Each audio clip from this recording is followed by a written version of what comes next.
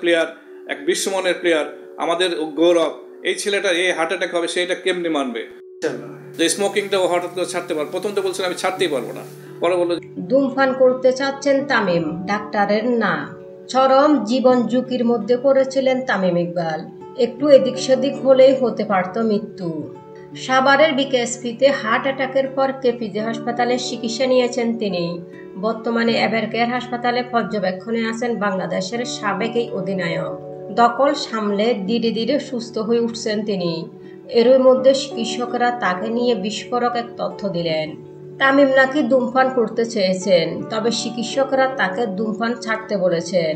যদিও তামিম আস্তে আস্তে এই অভ্যাস ছাড়তে চেয়েছেন, তবে শক্ত সিদ্ধান্ত চিকিৎসকের, এই অভ্যাস আরও নয়। এভারকেয়ারে তামিমের পর্যবেক্ষণের দায়িত্বে থাকা চিকিৎসক শাহাবুদ্দিন তালুকদার সংবাদ সম্মেলনে বলেছেন, এখন যেটা হবে সেটা হলো পুনর্বাসন। ওর যে রিস্কগুলো আছে সেটি কমানো।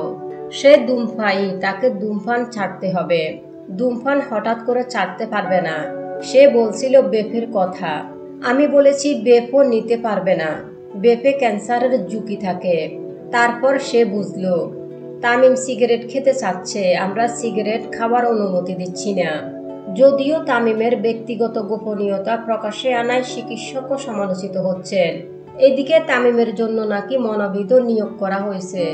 হার্ট অ্যাটাকের বিষয়টি মানসিকভাবে মেনে নিতে পারছেন না তিনি, তাই একজন মনোবিদের সঙ্গে কাজ করবেন সামনের দিনগুলোতে। তামিম এভারকেয়ারে থাকলেও ঝুঁকি কমানোর জন্য তাকে বিদেশে নেওয়া হতে পারে বলে জানিয়েছেন তার চাচা আকরাম খান। তিনি বলেন, আগামী 2-3 দিন যদি অবস্থা স্থিতিশীল থাকে তাহলে তাকে বাসায় নেওয়া হবে। পাশাপাশি পরবর্তী পর্যায়ে আরও উন্নত চিকিৎসার জন্য তাকে দেশের বাইরে নেওয়ার পরিকল্পনাও আছে।